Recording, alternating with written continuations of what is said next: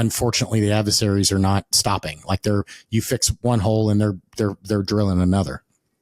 So we're going to have to constantly be fighting that, which means we also need resources to help with those, right? So we need people. It's not just a technology problem.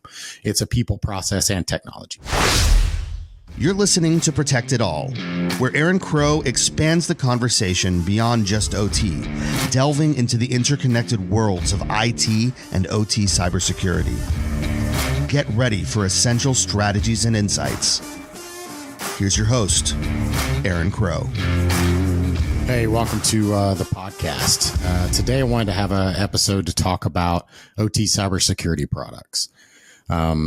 It's important understanding the unique challenges and solutions in OT. I've been in industry for 25 plus years. I've spent time in IT. I've spent time in OT, and there's definite differences. The technology isn't always vastly different, but the implementation and the impact is. So that's why there's a lot of differences in how things are done in OT and IT. And I want to take some time and really talk around what makes a product OT versus IT. When can I use what, right? So, first let's say, what is OT, right? OT is, OT environments are power plants and substations and trains and manufacturing. And, it is really technology that has a physical touch. If you think about it in like home automation, it's, you've got a light switch that's automated. Like I can turn it on from my cell phone. It's different than IT. IT is normally, email and, web servers and my, cloud and all that kind of stuff. It's more back office and sales type stuff, right? The key differences with OT and IT, we talk about the CIA triad, confidentiality, blah, blah, blah, right? The CIA triad in OT is really flipped, and in confidentiality is not the most important thing. It's really availability. And when I say availability, I usually like to say availability / safety. It's available. Like you want your power to work. When you turn your light switch on, there is no outage. There's no downtime. You don't have a Friday night at midnight where you take the server offline or the power plant offline. You want it to work all the time. And it's the same thing with a safe environment, right? Is you have to have safety being the priority over everything else. Power is a great example, in that there's no proprietary way to generate electricity.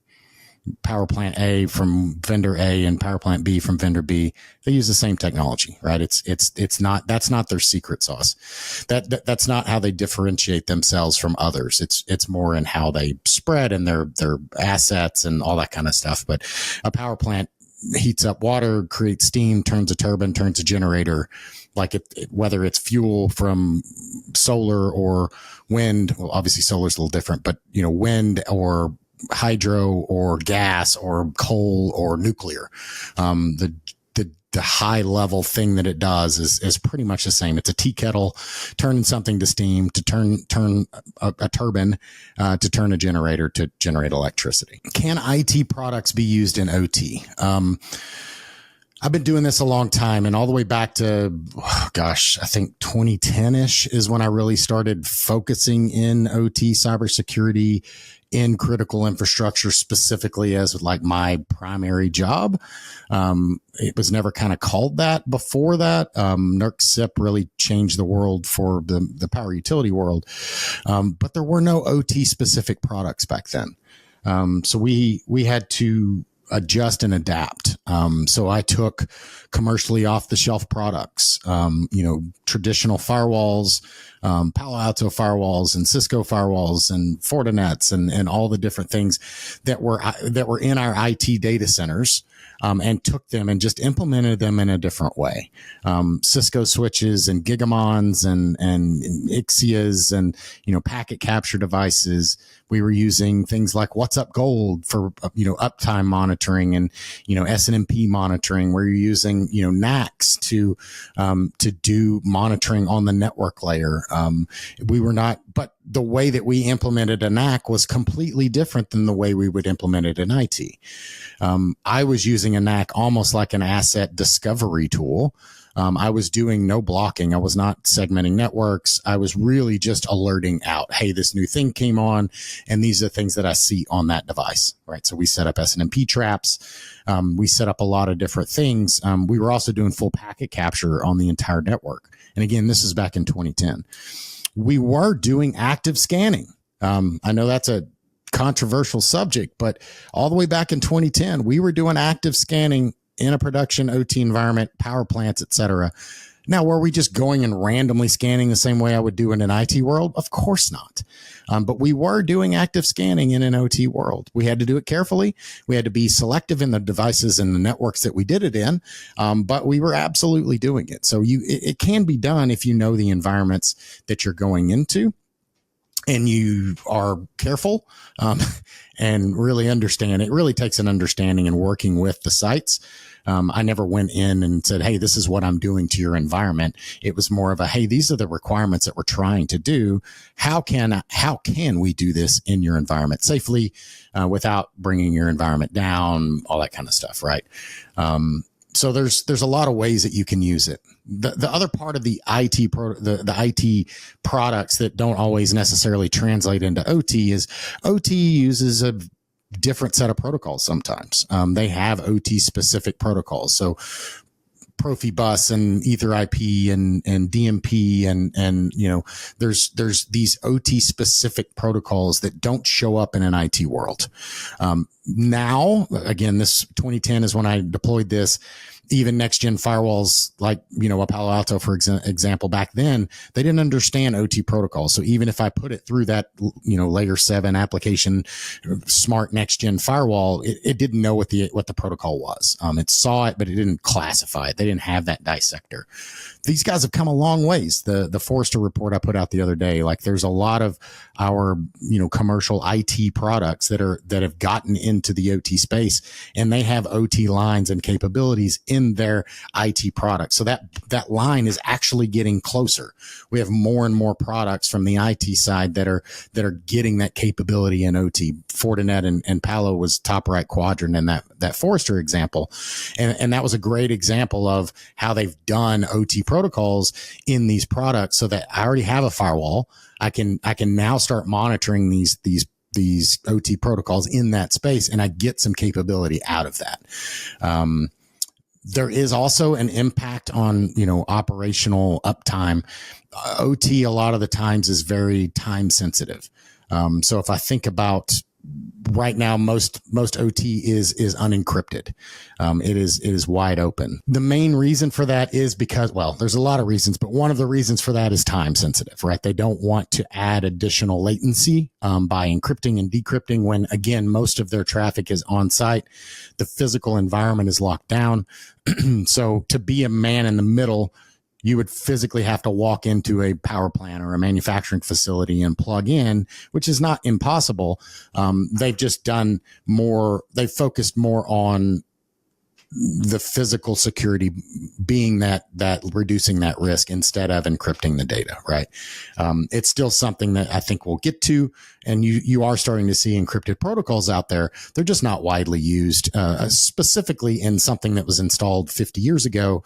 They're not going to go back and replace all their stuff just to encrypt the data. It's a low risk point from their perspective and a high risk to availability because all the stuff doesn't necessarily support it. So those are some of the bigger issues of things. But again, going back to, NACs and firewalls and switching and, packet captures and DVRs or net DVRs and, packet capture devices, all that type of stuff those are the same tools that you use in IT and OT. The biggest difference is going to be, like I said, the protocols. But again, more and more IT products are getting ability. You see other products like Tenable that has, an IT product and an OT product. You see LandGuard that has them both. Industrial Defender, you can talk to IT products as well as OT stuff. Like they don't only talk to OT protocol. They also talk IT. They speak SNMP. They can talk to a firewall. They can talk to a VM host and all those types of things. So a lot of the equipment that you see in the OT space is the same that you would see in an IT world. It's just kind of implemented and architected differently. That really goes into why we need some of these OT specific products. some of these OT specific products, again, may have similar capabilities to their IT cousins, but the implementation may be different. The OT world is highly segmented in that at a single site, I may have multiple network segmentations. I may have multiple Active Directory forests with no trusts. I may have multiple, units, and each of those units is a different, network environment. Same thing on a manufacturing line. Like each line could be an individual subnet, and there could be a firewall between them to segment those things. You're starting to hear it now with zero trust and all these things. Again, firewall rules, all this stuff comes from IT, and there's a huge benefit to that. OT was already fairly segmented, and this gets it down further, and gets around some of the limitations in OT, like you can't patch the same way that you do in IT in the OT environment. It's too risky. A lot of these devices are older. They don't have patches. The patches are not applicable. I mean, you've got Windows XP boxes still running in production, and they're air gapped, and sometimes they're not, but they're not on the internet, right? They're on a segmented network. But the point is that it's not necessarily the right thing to just replace that XP box. As crazy as that might sound, as a cybersecurity person, it's not even supported anymore. Like, it's a super high risk. But the alternative to that is that this environment, this control system is running, and it's millions of dollars to replace it, just to get a vulnerability out that I can get out a different way. So a lot of times in OT, I look at a risk, and the same risks exist in IT and OT, but many times I'm adjusting the way that I respond to that risk differently than I would in an IT world. That kind of leads me to the next kind of conversation on, in OT, what are some of the common things that you're looking for, right? Is network monitoring, right? You need right now, a lot of our OT environments don't have a lot of visibility. Usually there is a segmentation, a firewall, something that stops normal cybersecurity, your SOC and your normal IT folks. They can't see past a certain point. They can't see into the OT network. So it's really this void of unknown things behind that wall. Maybe they're getting out some alerts in a good environment. Some environments, they know nothing. So they need network monitoring, intrusion detection, because you're not, patching as often. You really want to monitor, use your, Sun Tzu Art of War, use your strength for your weaknesses and your weaknesses for your strengths, because you're not patching, because you're not updating those things all the time. I'm not surfing the internet. I'm not installing apps. I'm not I shouldn't be plugging my phone into these devices. So they shouldn't change that often. So a change in the environment should be easy to spot, because it should be the same all the time. So if something is different, I should notice those things. So asset management tools are another really big one, in that I want to know when a configuration changes. Just like I said a minute ago, right? Is the more that I can see change in the environment, the better I'm going to understand. And it's beyond just a cybersecurity no, right? I want to know the system went down, right? Not necessarily because China's hacking or because, a bad actor did something. Sometimes it's just, hey, Bob installed something and it's not working anymore. Like, who made the last change? So you can go back to a known good state or the last known change and revert back to a previously known good, right? So that's good from availability, from all of that. It's not just a cyber, but it obviously also gives us a lot of insight into risks and firmware and OS and vulnerabilities and all that type of stuff, right? The next goes down to, anomaly detection, threat intelligent platforms. The more that we can get into those spaces in these OT environments, the better. And another big one that's usually on my list is secure remote access. We usually have vendors and third parties and even individual within the company that are gaining access to these devices remotely. And remotely can be, hey, this device is on the floor and I want to be able to access it from my desk. I don't want to have to walk a mile every time I need to touch that box. Or, in the power world, that power plant is 6 hours away, or it's in another state. I need to be able to access it without having to get on a plane and go to that place. The vendors do the same thing. You've got vendors that are remotely tuning turbines. And it would be really expensive if they had to come in at every outage, which is the way they used to do it. But now they're so much more efficient because they can do that on the fly. They're not having to wait till outages to come in and tune those things. They can do that on the fly. So there's a huge benefit in that. That really leads me to the next thing, which is there is no silver bullet. What do I mean by that? You can't buy a single product. Like back in the day, I remember when we first started rolling this stuff out in these OT spaces, we rolled out a firewall. And most of the environments thought, okay, well, we got a firewall. We're good. Check the box. I've got cybersecurity. Like it was a box that we had to check. And once I have this thing, I've got oxygen. I've got water. Like it's all I need. I don't need more. I don't need more cybersecurity. I think we've realized now that it's more than just a single thing. There's a lot of risk. You look at NIST, you look at NIST CSF or 62443, any of the frameworks.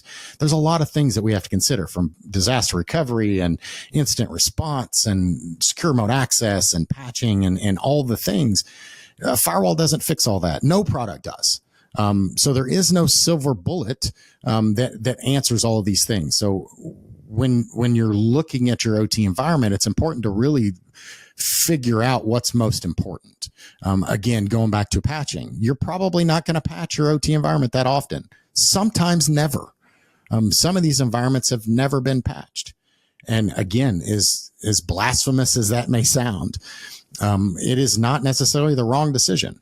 A lot of these technologies are coming out now where you can mitigate those controls, those risks, without actually having to patch. Like if I know RDP is a vulnerability on this endpoint, well, I just can make sure that nobody can talk to it on RDP. Especially now with application aware firewalls and protocols, right? It's not just, reducing 3389. I'm looking at the actual packet and making sure, hey, that's an RDP protocol. Like I don't want that going to this box that's denied. So there's a lot of capabilities there, but again, it's understanding what needs to be there and know that it's a never ending, the goalpost is always moving. And there is no silver bullet. So it's important to have that multi-layered defense in depth. Yes, you need a firewall, and you need, anomaly detection, and you need asset management tools, and you need a secure remote access solution. And like, it's always going to be making sure that you're covering the right things at the right level. And you're not going to do that universally across all of your sites, maybe, right? You've got lower value sites to your organization. You're going to probably focus less on some of them than others. But then on the flip side, a chain's only as strong as its weakest link. And you see things like the target attack, and they get in with the back door on one, which goes back to defense in depth. If I segment these environments, even if I'm putting one at risk, I don't want to risk the others. So it's really just understanding those environments. Some of the bigger challenges in OT, super highly segmented networks, geographically dispersed sites. I talked about it earlier with the segmented networks. You may go to one side and I had sites with 4 different units. We had 5 different domains, 5 different secure remote access solutions, 5 different patching solutions. Like all these things are compounded, and none of them had trust. So I had to have a different account on each one. And, it was difficult and complex, but it had to be that way so that I didn't reduce the risk at the time. Not saying that's necessarily the way I design it today, but that was the reason we did it back then. And also that's the way these environments are designed by default. They stand alone so that I can take one unit offline and do maintenance on the other one without impacting either or each other. Right. So I don't want to overlap technologies so that I can't take one of them down without impacting the other. The dispersed sites, again, that's just a geographic area and a time area, like resources. How long is it going to take me to send a resource out to that place? Do I have to hire more people? All of those questions. Speaking of people, It's training, right? A lot of the time you're dealing with very smart systems engineers that are really good at the OT and the systems and making sure the site does what it's supposed to do. Print widgets, electrons, whatever the thing it is. But usually they're not cybersecurity or networking or IT people. Though they're very good at it because they have to be, that is not their primary job. So many times they're not trained in all the areas that we would need them to be able to fully understand and secure these environments. So sometimes it's a lack of staff and or training of staff that can be a gap, from operational expertise to cybersecurity knowledge. Funding is always a problem. Funding and resource limitations kind of really tie together, but really justifying the need for the right amount of money to, again, this is not something I buy a widget and I'm done. I'm going to have to continually spend money and upgrade. Unfortunately, the adversaries are not stopping. Like you fix one hole and they're drilling another.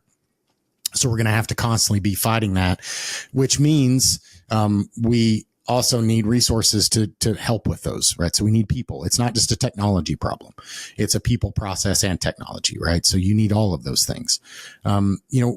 Vendor support is a big one as well, in that a lot of these OEM vendors, they want it deployed. They can only support so many things, without naming any names, but some of the bigger ones, they support, vendor A, and the next one supports vendor B. Well, I've got both of them at my site. So now I have to have two different solutions for the same problem, two different antivirus solutions in the same environment, two different firewall technologies in the same environment. Instead of just one firewall that would be more than enough to handle an entire environment, I have to have two different brands because vendor A supports this brand and vendor B supports a different one.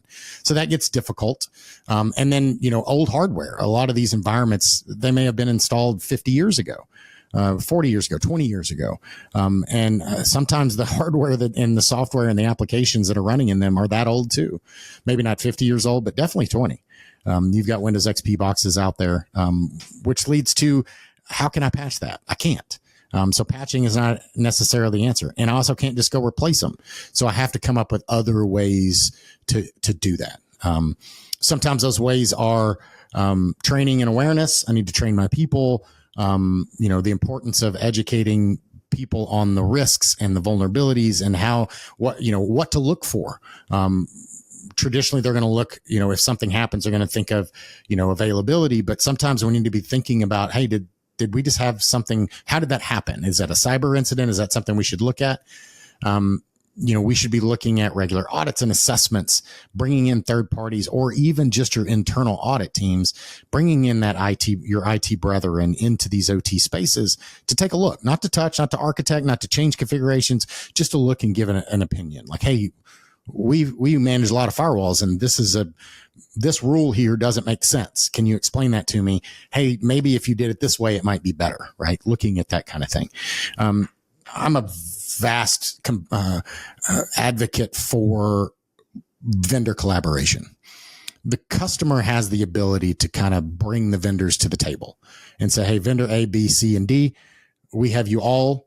We want to have a unified cybersecurity program, and I'm not going to have 15 different products solving similar problems.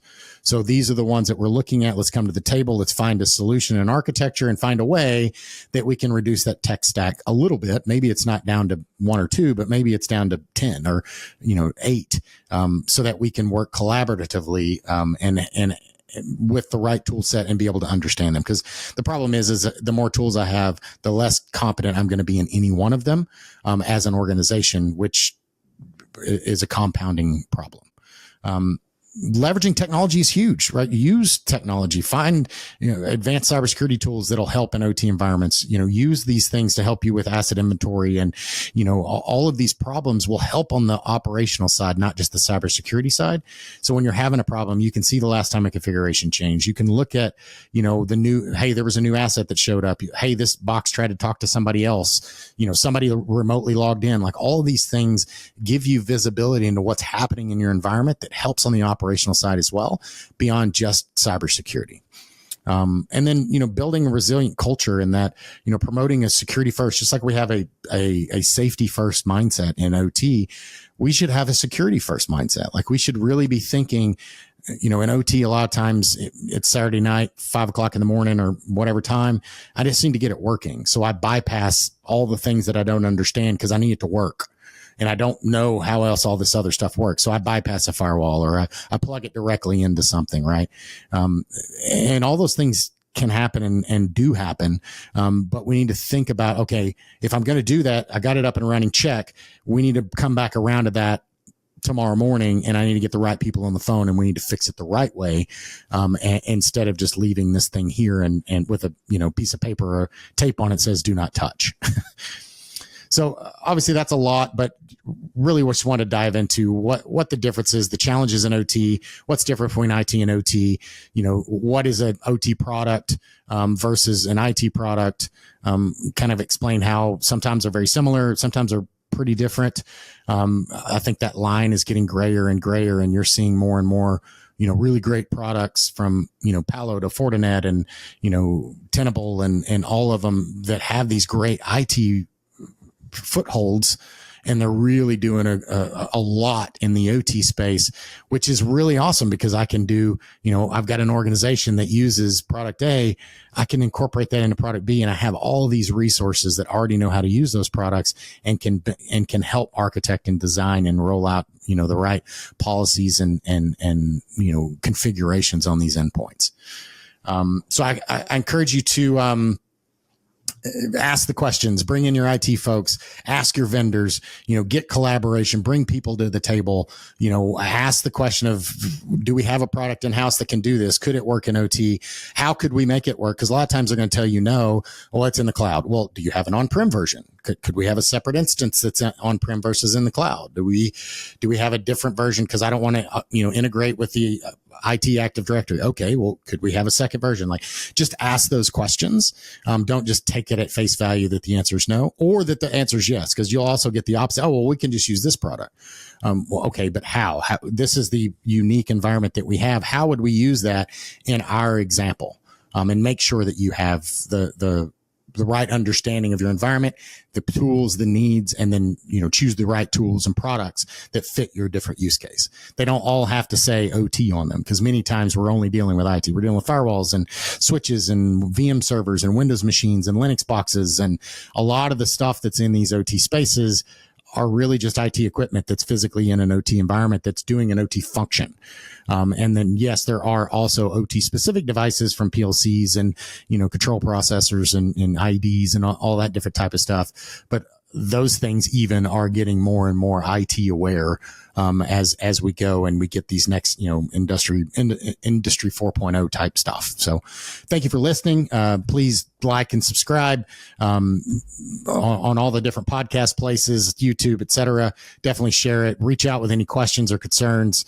If you want to be, on a podcast, definitely reach out. We're always looking for good content and good conversations, to have. Thanks a lot, and have a great day.